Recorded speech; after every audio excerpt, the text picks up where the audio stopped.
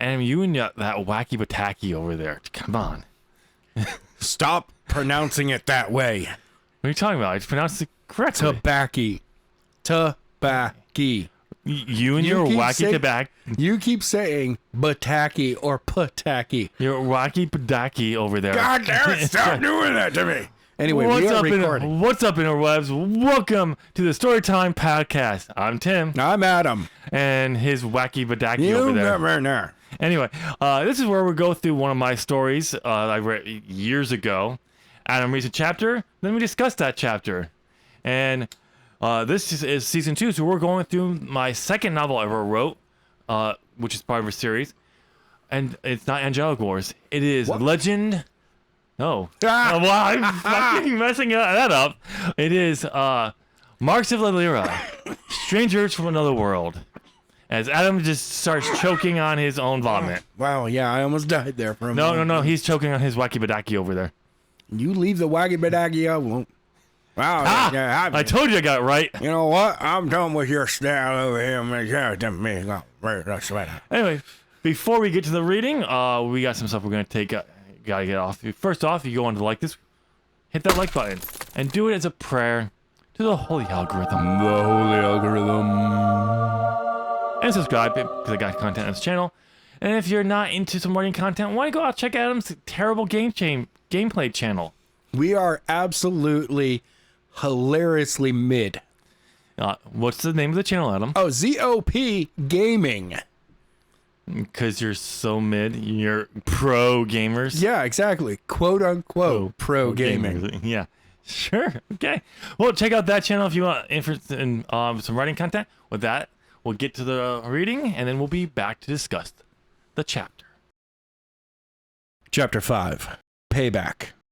The next morning, Zach got up a little tired from not falling asleep until later. He jumped into the shower, got dressed, and headed down and grabbed some breakfast before heading over to Ryan's house and then to Violet's. When he arrived at his house, he knocked on the side door. Mrs. Jitter opened the door, invited Zach inside. Zach walked into the kitchen only to get nearly run over by Ryan's 11-year-old sister, Brianna. Ryan was sitting at the table finishing his breakfast, not moving very quickly, but after looking at Zach, he noticed that he had that certain look on his face that no one would think anything of. But Ryan knew the face meant he knew something that he did not want anyone to know. He quickly downed the last of his juice and grabbed his backpack, kissed his mom, and headed for the door.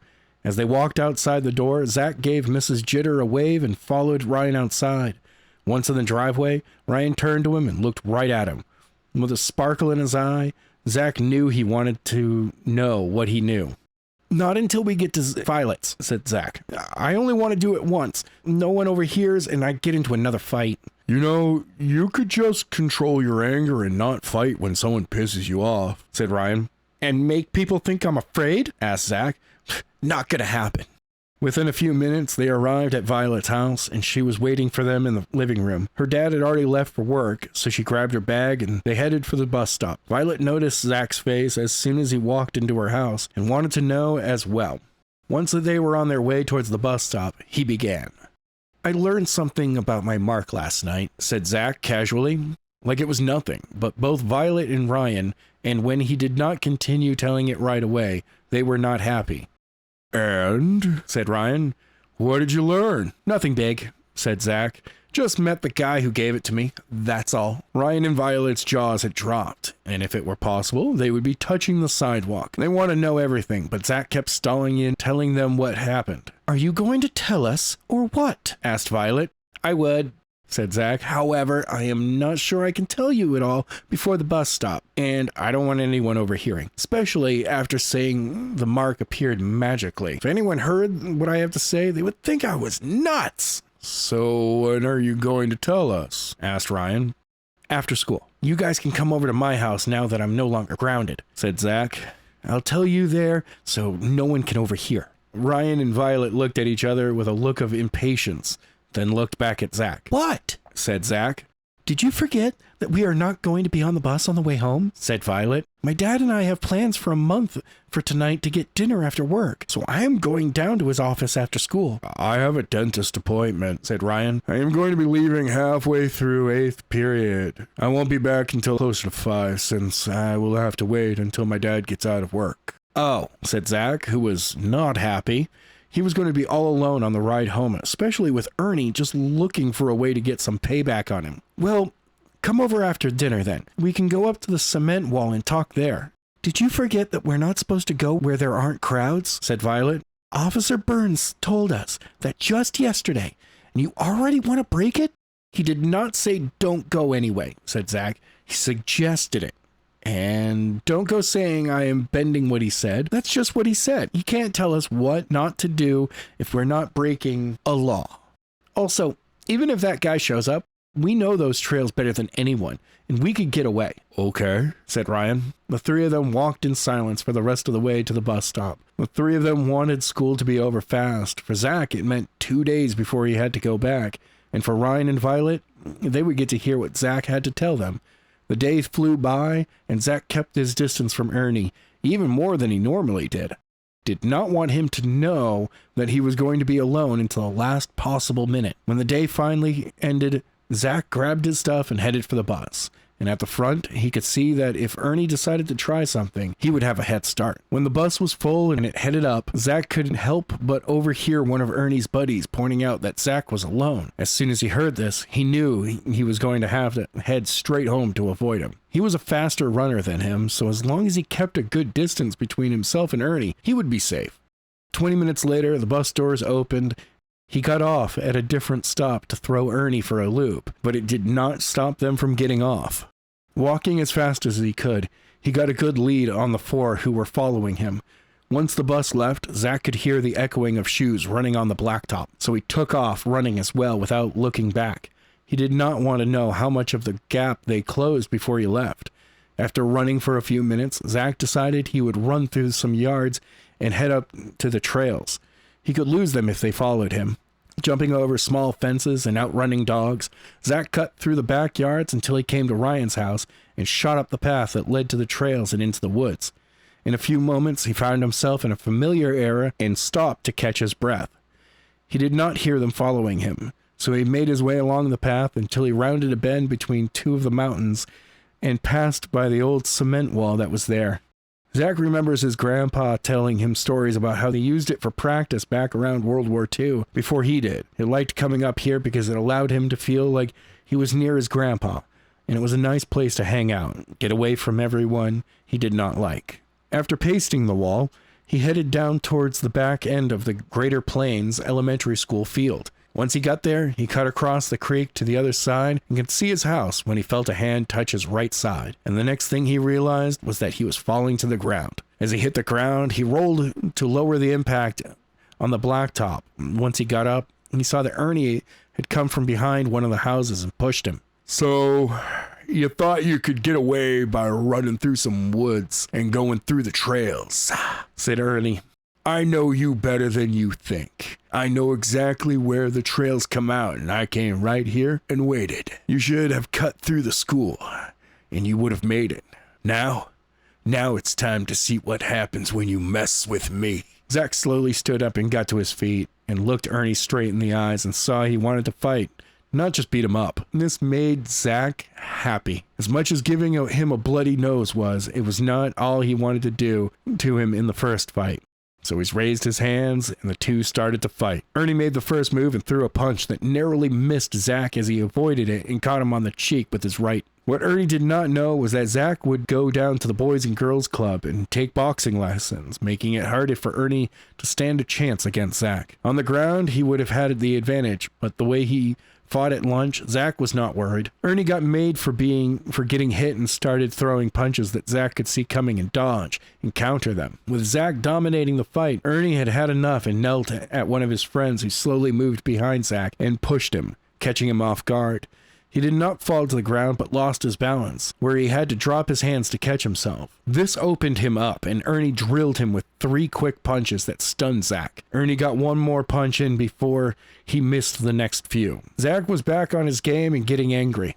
Ernie was determined to win, so he had his buddy push him again, but Zach expected it and avoided it and hammered him with a punch to the gut, dropping him. With him on the ground, Ernie came in with a hit, but Zach ducked, grabbed his legs from beneath him and took him to the ground. Ernie slammed into the ground and knocked his head real hard. Lucky for him, from the fight, that they had moved from the street onto the grass. Zach mounted him and started punching him, but he did not get more than one hit in before Ernie's two buddies grabbed him and held him. Ernie got up, still stunned, but once he cleared his head, he hit Zach hard in the face with a few good shots that caused his feet to go out from under him.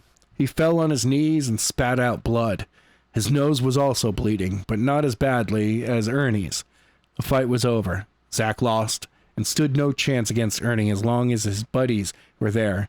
He stayed on the ground, but that did not stop Ernie from kicking him in the gut, causing him to roll over onto his back. Looking up at the sky from his back, Ernie leaned over him, told him it wouldn't be smart for him to keep his mouth shut, or he might have to do this to him again. Then he and his buddies left. Later that night, a knock at the door came, and Zach's mom opened the door to see Violet and Ryan.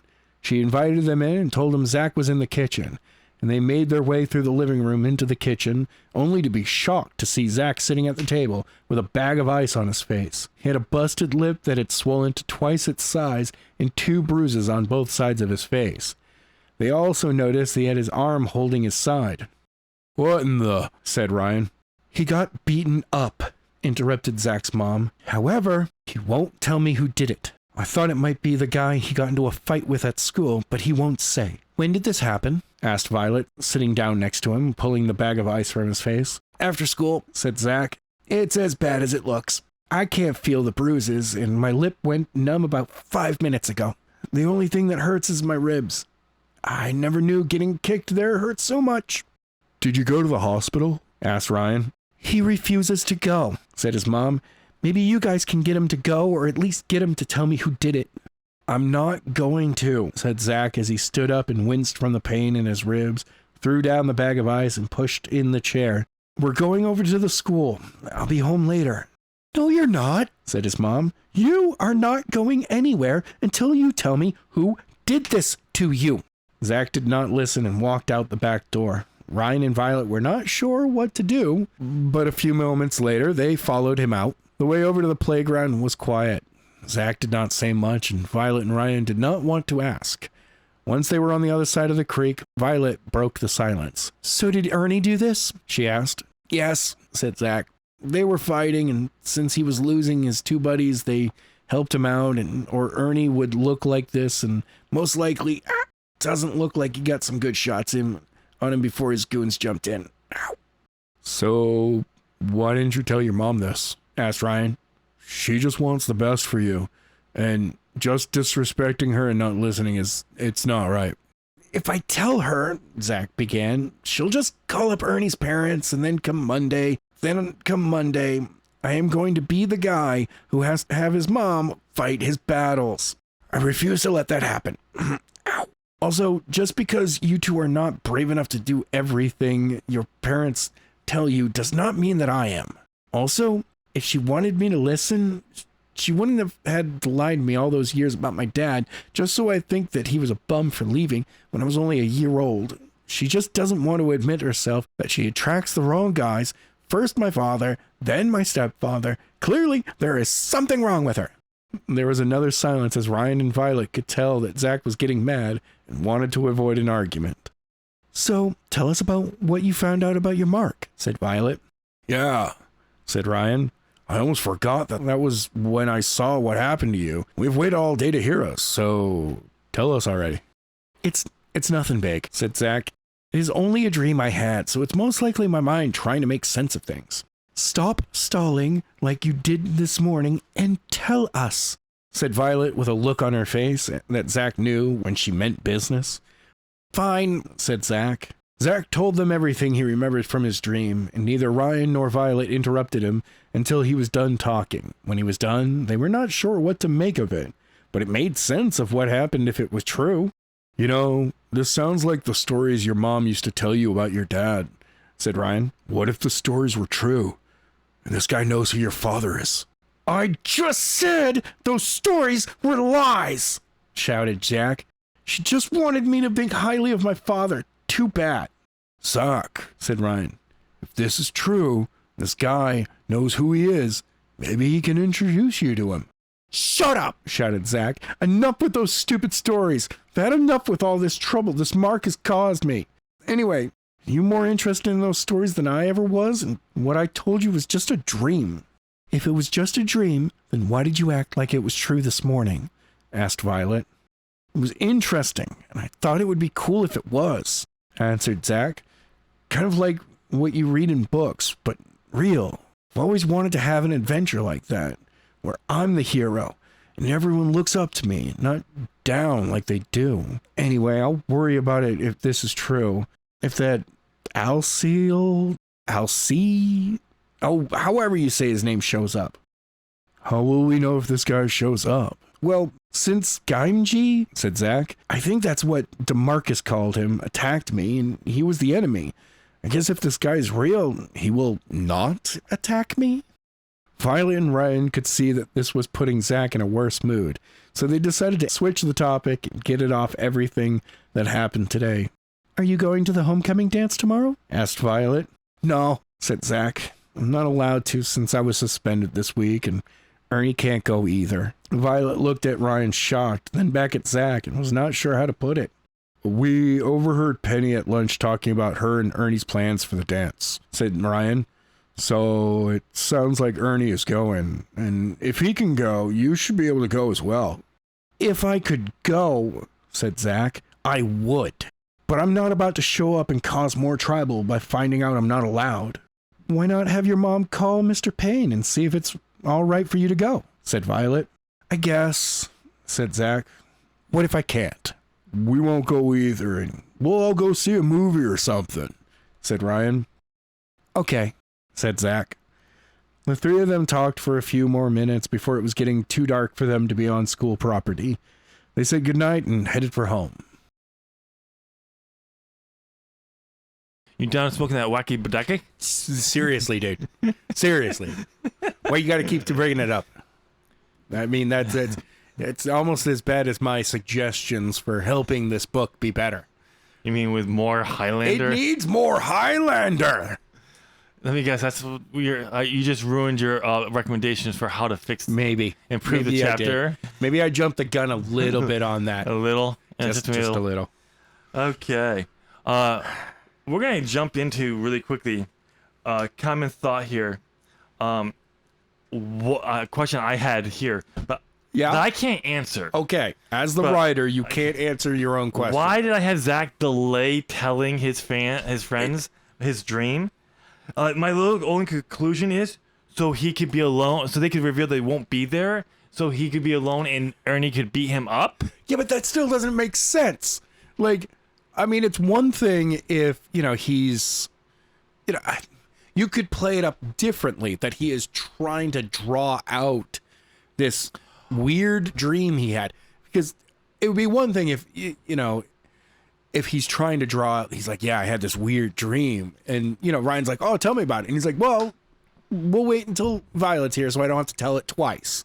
It's like, okay. And then you get to Violet and he's like, I have this weird dream. And they're like, well, tell us about the dream. He's like, well, you guys are going to think I'm weird and blah, blah. And then they get to the bus stop and they're not able to talk about it. He's like, oh, don't worry. I'll let you know after school. Maybe I won't see you guys all day at school, which is weird that they wouldn't see each other all day at school. Because they eat lunch together. But, maybe it's like, I don't want other people overhearing. They'll think I'm weird. Oh, yeah, the guy with the tattoo on the back of his neck is getting worried about people thinking he's weird because he had a weird dream about the neck tattoo. Yeah. But, that it's just him. Clearly, you paint the picture that Zach wants to talk about this, and then does everything in his power to not talk about it. See, and then for his friends to be like, oh, yeah, you're not going to be able to tell us after school because we're not going to be on the bus. I mean, him dragging it out is absolutely a characteristic I wanted for Zach. Absolutely. But it makes sense for him. But dragging it out and then saying, I'll tell you after school. We'll go to the cement wall and I'll tell you there. We're not going to be on the bus. Like, that just didn't... That is what doesn't make sense to me. Like, because he's Zach. Him dragging it out Oh yeah, that's totally a Zach's move. That's Zach. Fits his character. But like to the point of like this whole being a chapter and everything, like yeah, it just didn't make sense. But okay, with that covered, overall thoughts on the chapter. Ernie getting his revenge makes sense. Yep. Though he had to use his friends to do it. Well, though he is a champion or an expert wrestler, but he's gonna stand up. He's gonna do a stand-up fight with someone who we just learned has been taking boxing lessons at the Boys and Girls Club. Yeah. Well, no, that was gonna be always, but it's trying to figure out where to put that information in. Yeah, I know. And actually, honestly, I don't think it's actually a bad place. I would have put it actually in the first fight. That Zach goes, oh no, this is going to the ground. I've only been learning how to do boxing. No, I think it would have been having it be a little bit before in this chapter would have been fine, because that fight just went out of nowhere in the chaos. Fits better. And it wasn't much of a stand up. Well, no, but Zach could have been the one to be like, okay, I'll stand up fight with him. Why is he shooting for my legs? No, like that. Oh crap. But I think it fits better if he's there. Okay, well, I gotta fight. If I can get him to stand up with me, it'll be. But I can use my boxing that I've been doing at the Boys and Girls Club. The Boys and Girls Club. But and everything. But I do have a comment about the fight. We'll get there when we get there. Okay. But again, like just that's all you have about the. My other part of it is Ernie catching up to him. I thought Zach was taking the shortcut to the school. This was the shortest path, and Ernie's like, I got here before you, bud. And you're like, how? I can fucking teleport. Well, yeah. Because I think the reason was he's trying to throw Ernie for a loop. Right. Like getting off. And then he's using some backyards. Then he decides, let me run through the woods. Goes to that cement wall. Takes a break. Which, judging by the fact that Ernie's able to get to the other side, must have been, he's like, you know what? 45 minutes was a good amount of time to wait for these guys to try to come through the woods. They're not coming. I'm going to continue on. They know of the one place these trails come out to. So I'll be perfectly fine. They just gave up and went home. See, the thing is, this makes no sense because where he is in the trails, the main path does lead into the back part of the school. Yeah. And you can come out and you can turn. Once you come out of them, you can immediately turn to your right and cross the creek, and you're over where his house is. But his house is further down, so normally when he comes down, he could follow the creek back to school to get to the different part to get close to his house. He doesn't even have to go in downtown. He can go off the road down a different path and still get into there. But for some reason, I decided to have him go all the way down and get there, and where, of course, Ernie can be waiting for him. Exactly. So I mean, naturally, it kind of makes sense, but Zach should have known that Ernie knows where he goes. Ernie's not an idiot. No. But bringing back up to a I'm not here to fight you. I am actually here to beat the hell out of you. I have these guys to make sure that you're not fighting back. Yep. Well, in the fight, but again, then he does try to do a fight right away. It's like, wait, what? Because Ernie buys into his own shit. Yeah, he's like, no, let me take care of him first. And then because Zach is actually able to fight, he's like, realizing he can actually fight. Oh, he signals to his buddies to get in here, distract him, push him around. Yeah, and all that. But yeah, so here's a little sneak peek, a little me being cool here and sneaky in my writing. Oh yeah. Oh yeah, Ryan's sister Brianna, who has no real role in the story whatsoever. No. This one or the entire series. I named her after my niece. Nice. Because back then I apparently cared about being an uncle. I mean, you do care. It's just, Not really. this was her little shout out. Yeah. Yeah. And But she nearly runs Zach over. I thought for a second she was tackling him to hug him, but then it didn't say anything about a hug, and like, no, nope, okay. she just nearly runs him over. But Because she's a crazy 11-year-old. yeah. Let's see, there's another shout out here somewhere, and I'm trying to think of where it is. Oh yeah. We'll get to this part in a second. I'll bring that up. But yeah. It's basically just Zach teasing out. Oh yeah. And yeah, it's information that we already know, and it is trying to further flesh out the world a little bit more with things with conflict before waiting until we get to where the story will actually be going. It doesn't need this. No, not at all. Because it's just like at the time that's how stories went, but more modern, like today, if you wrote this story the way it is, people are like, why? And that's a good portion of the story was going to be pertaining for the later parts here. Then yeah, that's understandable, but it doesn't. It literally, the only thing that is involved is what we learned about in the last chapter from the Mark. DeMarcus has something that Gamgee's master wants. Yes, that's all we know. So that didn't get progressed. Well, I mean, this is about Ernie. I know. Getting his revenge. His vengeance. No, he's not a spirit of this man. We're not adding Ghost Rider. Highlander, not Ghost Rider. Come on. Well, why not? Ghost Rider is cool. Yeah, it's cool, but flaming skulls do not work right in this. How do you know?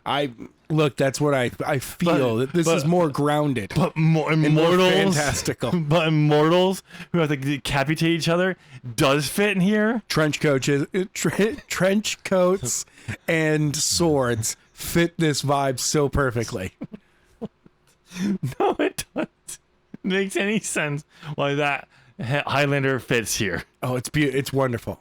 All right, let's go through. We'll go through my notes that I put through here, and you can comment on there.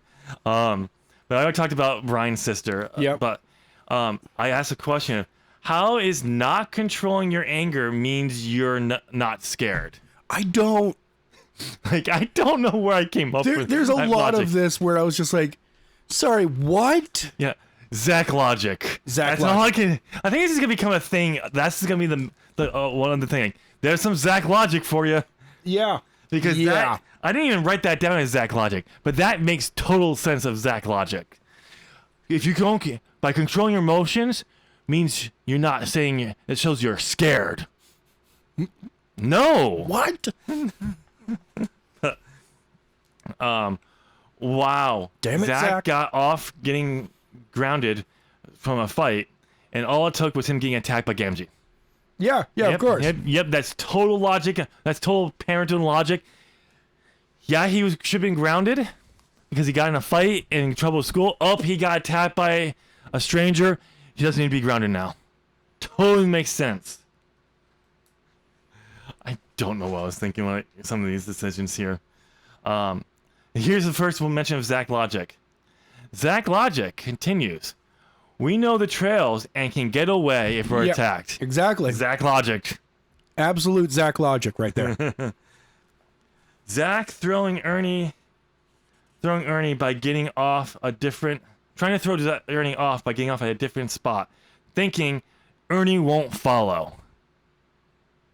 Yeah. Zach logic. I didn't mention Zach logic, but that's Zach logic. There's a bad spot while reading this. Okay. So needs to be read again. Yes, because I chuckled. I legit chuckled. 20 minutes later, the bus doors open and Zach got off. He got off at a different stop to throw Ernie for a loop, but it did not stop them from getting off. And I was like, in my head, there was a button that somebody kept saying every time instead of me saying getting off, it was get off. Nut. I'm actually surprised. And Zach nutted. He nutted at a different stop to throw Ernie for a loop, but it did not stop them from nutting. Yeah, there was a lot of teenage boys just nutting. So I forgot that I had Ernie get off there because I think that I later changed it to no, Ernie gets off at his normal spot and still just goes straight to where he knows Zach's gonna come from. Yeah, he's like, you're gonna have to come through here, bro. And beats him there. Yep. So that actually for Ernie makes way more sense. But also here's a little caveat here. The wall, that cement wall he mentions. True story. True story? From my grandfather. Because there's a cement wall in the woods back behind Greater Plains that's just there. There's no logical reason for it to be there. There's no foundation or anything. It's just like, a wall. It's a giant concrete wall. And my grandfather would tell me that it was there for people to practice for World War II. I always pictured it as like tanks and everything, and it made no sense because there's no... But that would just blow the wall, like holes in the wall. But there's like... Now you can't really tell if there was like bullet holes or anything, like, or damage done from that. But it's just, that's what he would constantly tell me. Okay. I'm like, okay. All right. So that made it into the... That's also in the book. That made it into the story to flesh out Zach. That's okay. And because that's my explanation of that, why that wall's there as a kid, so I put it in the book. Because it's a spot that constantly gets revisited throughout the books. Okay. The concrete wall. Yep. It's not there for any other reason but to be a random fucking wall. And awesome. And Adam, how nice of it was for Patrick Wahlberg to come in. I mean, voice Ernie for us. I mean, he kind of barged in and said, "I'm playing Ernie. Here's 5 loony." Yeah, he threw 5 coin at you. I had a dog. It almost hit me. And but he was nice to bring me some Tim Hortons. Yeah. But but they were Tim Hortons, meaning I had to eat them, or you had to pay me for them. Yeah, I couldn't give them to you. You had to buy them off of me. No, and he was kind of mean about that. Yeah. Like when you offered me one for the first time, he pulled you into an embrace and stared deep into your eyes and said, "No, they are only for you to eat, or you can sell them to him." And I went, but you had to buy them for 2 loony. Yeah. You couldn't pay for like I couldn't pay US nothing. Nope, loony. I had to have 2 loony, and I don't have 2 loony. You are loony, but not 2 loony. I've got like a bunch of, quarters, and I could have 2 Canadian dollars worth of quarters, but nope. It had to be specifically 2 loonies. Yep. Not a toonie. Not a toonie, but 2 loonies. 2 loonies. It was weird. Still a great person. Still a great man. I forgot. I knew that was like the voice he did, but you did such a more obviously Pat Wahlberg for Ernie when he spoke. That was like, I have to make a comment on that. That was the best part. Is it's all the back of my jaw. Yep. That's where that voice comes from. And here's something we're gonna notice. I think throughout this book again, more specifically than Angelic Wars. Blow by blow action. Cool. But no thoughts or concerns of what's going on in the fight? Not at all. Nope. That's not important. The action is important. We go to third person observer for every action. Yep. And then we pop back into a head. Yes. Yeah. Absolutely. Oh, and you did a little bit of head hopping. Yeah. Throughout this I didn't chapter. It's subtle. It's so subtle I didn't catch it. But you mentioned yep, I did. We hung out with Ryan. We hung out with Zach. Yep. We hung out with Zach's mom for a moment, then back to Ryan, then Violet. Yep. Near the end of the chapter. Yeah, there was a lot of not in Zach's head. Yeah, the point that I was bringing that out was just like a lot of action. You'll have some beat by beat, blow by blow action. Oh yeah. You'll have some spots in between, like, okay, that's not working. How can I get him? His buddy is getting around me. He's gonna go for that guy. I got bam. shot. So the second time you go to, it's like, no, He's like, he lifted his leg like a donkey kick square to the genitals. Yep. Wham! Oh! But you throw those little things in so it's not just slash, blow, punch, and it's boring action. I mean, I don't think it was actually boring, the beat by beat. Both of his hands gripped the hilt of his katana as he stepped forward. Enough with the Highlander! His trench coat billowing in the breeze. He looks at Ernie and says, "There can be only one." And Ernie looks back at him and goes, "But I'm a Spaniard." You're like, God damn it, Sean Connery, when did you become Ernie? No, enough with the Highlander. We need more Highlander. Also, I made a note here for the later parts when Zach and Ryan and Violet go over to the playground. Yeah, when they go to the spot that go over to the area where they almost died. Or no, that wasn't in that area. Hold on, I have one more before this. It's, Ernie's quote of the day, and the quote of the chapter here, Adam. It wouldn't be smart to keep your mouth shut. Yes. Yes. Of course it is. That's that's what you want him to do, right? Keep his mouth shut. But I also pointed out from Zach's mom is like, duh, is the guy he got in a fight with. Who else? Who else did beat him up? Who else do you think is gonna be? The random other kid in town. I got beat up by a 9-year-old mom. Zach's a loudmouth that he pissed off another guy who wanted to fight him. It's actually Brianna. Yeah. that she missed. She was actually attempting to kill him. She had a knife in hand. She wanted to, and he just stepped out of the way. He's like, "What are you doing?" She's like, "I will kill you one day. There can be only one." And then I've realized this. She's then standing in a trench coat with a katana. Enough with the weapon there, Adam. You're just making, because you didn't mention. It takes me a moment to get really going. You didn't mention a Highlander in the last chapter, so you're making up in this chapter. There was enough Highlander jinx. No, it wasn't. Yeah, you're clearly making up because you missed a chapter. Anyway, so here's the one I was talking about. I realized this, and I literally wrote it as, "Wow, Ryan is just bland. He's the mouthpiece for my stance on what children should think and behave as a Christian." He's kind of. Look, I'll be real honest. I'm glad I gave him the Patrick voice. Not the Patrick Warburton voice. No, the character for Ryan, he's not dumb, but he does have that kind of what? So we're going to be doing this? But he's like, this was the. I wanted Zach to be that character who stands out because he's the main character. Yeah. But I wanted to have that those friends who you should listen to your parents. But it's really was me going. It's not that. It's like it was really me as a Christian saying, no, kids need to listen to their parents. But because it's a story, I have to get that through people's head because this is a Christian story. Because Zach doesn't follow the rules. And now Ryan's like, "Oh, come on, but we're supposed to."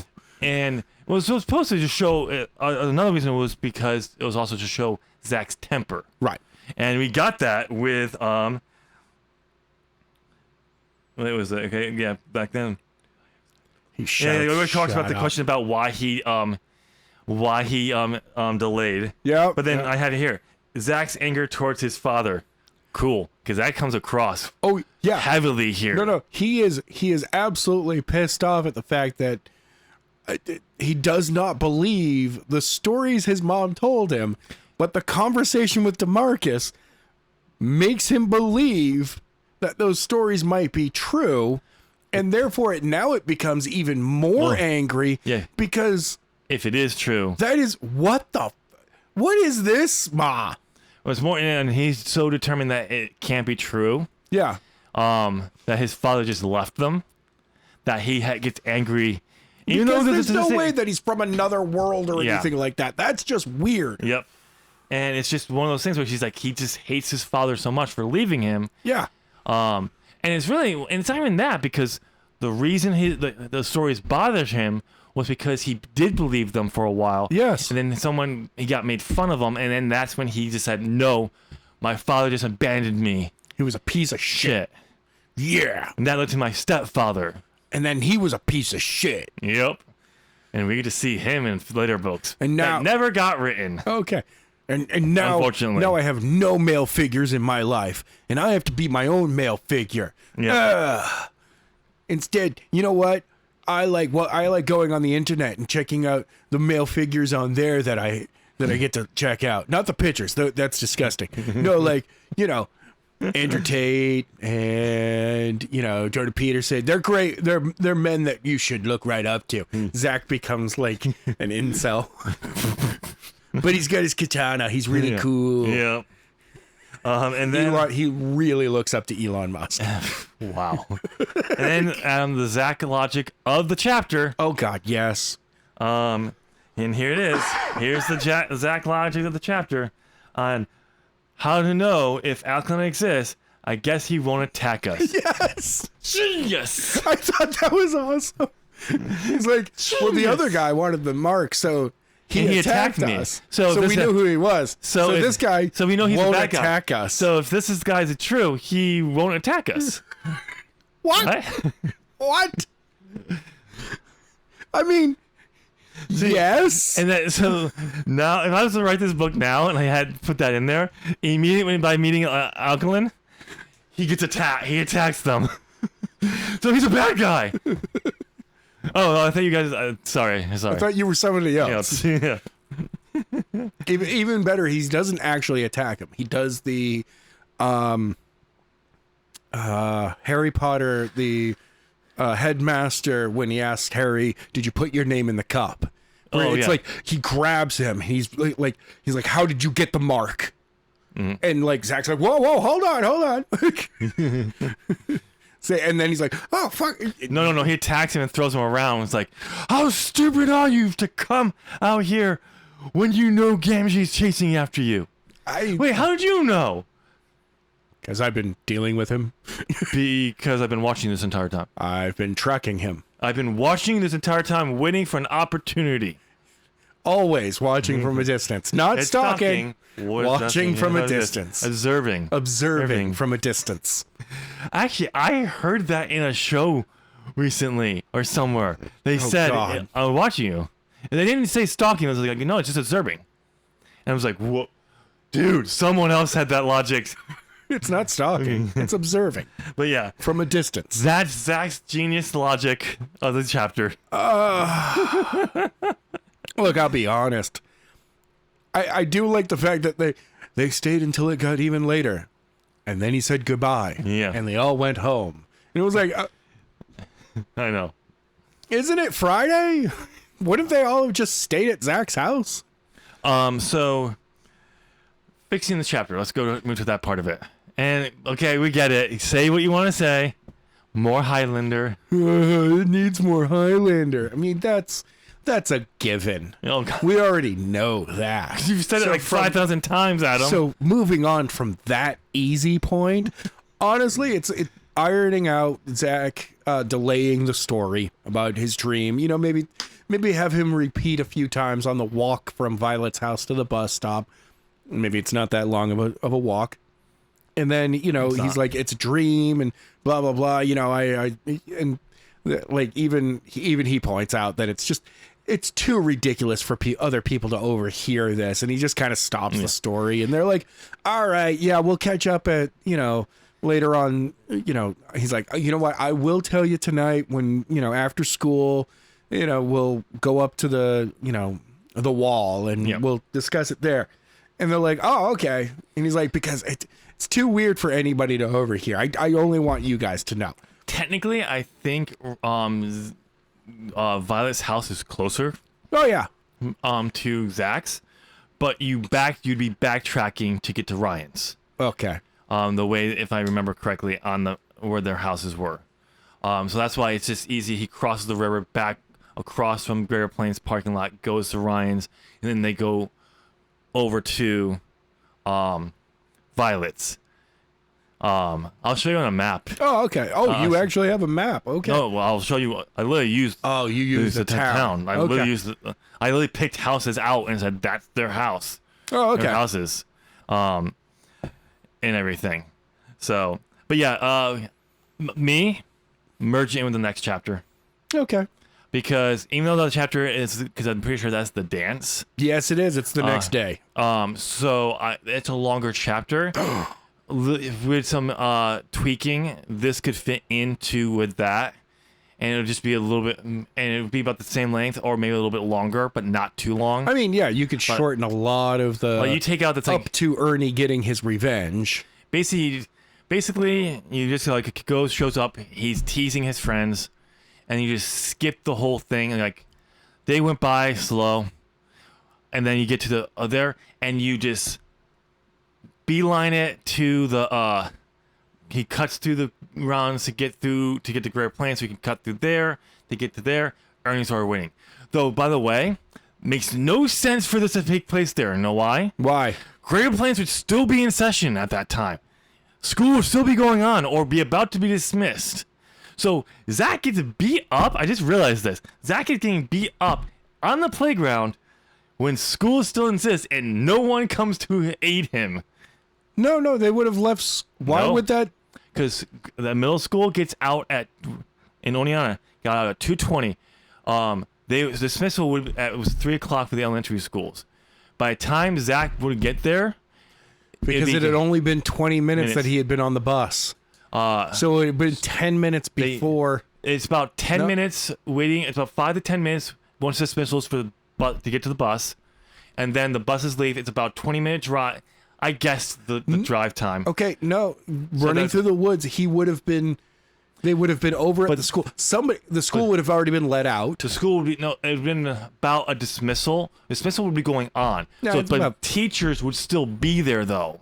Oh yeah. So someone would have been able to see from their classrooms this going on. There's this kid getting beat up by 3 other kids out there. Yeah. Meh. The teacher looked. Meh. Cut to head hop to a teacher. Oh, it's Zach. Never mind. Yeah. He deserves it. He just clearly deserves it. Over to a janitor. Go get him, Ernie. That's my boy. And walks away. And it's like, oh. No, it's like, it's Ernie's dad. No, it's like it's $5 on, the scrawny kid. That's Zach. He's not winning this fight. Deal. Not unless 50. He has his katana and trench coat. Has he mentioned his katana yet today? He's not wearing the trench coat. I don't think he's going to win. He didn't bring his katana with him. He's not winning this one. This might be the end of his Highlander journey. He suddenly a cloud goes over him, and he's in his outfit with the sword, and he screams, "There can be only one!" and proceeds to run Ernie through with the sword. But I would have but Ernie's okay because he's immortal. Actually, what I would have done is I wouldn't have made this the next day of school. Yeah. I would have skipped it over to Saturday and had this happen during the events of Saturday. Or pick up after school. All right. Or something like that. But tweak it so it fits in with the dance. And all that. But we're going to see how... I mean, you could literally be like Ernie going, "Don't come to the dance." Yeah. And then the funny thing is, we get to see how mean teachers don't like Zach. Oh, no. Actually, no, it's the same teacher we saw the print. We get to see Mrs. Johnson be mean to Zach again. Exactly. Good. I can't wait for Mrs. Johnson to be mean to Zach once again. And then realize she's wrong. Exactly. That's always what's going to happen. But anything else you want to add? No. All right, we'll wrap this episode up here. You always said that like 15,000 times. What are you talking about? I don't know what you're talking about. I haven't seen anything like that. Nobody's talking about it online. Oh, okay, so we're going to wrap up here. What did you think of this chapter? Do you agree with us on the issues? Does it need to be a full chapter? This is kind of one of those things where you have to listen to the next chapter to see to agree. But I think, because I know, but still, like, at the same time, like, do you think this could be a full chapter or not? Let us know down in the comment section. But with that being said, you made this far. We're assuming you enjoyed the episode. So why not go and hit that like button and do it. Do it as a prayer to the holy algorithm. The holy algorithm. And subscribe because I got writing content on this channel, which is on screen now. Pick something. We'll see you there. But if not, also make sure to check out Adam's channel if you're not in the mood for some writing content. Just pick something. We'll see you there. Thank you so much for listening. Bye.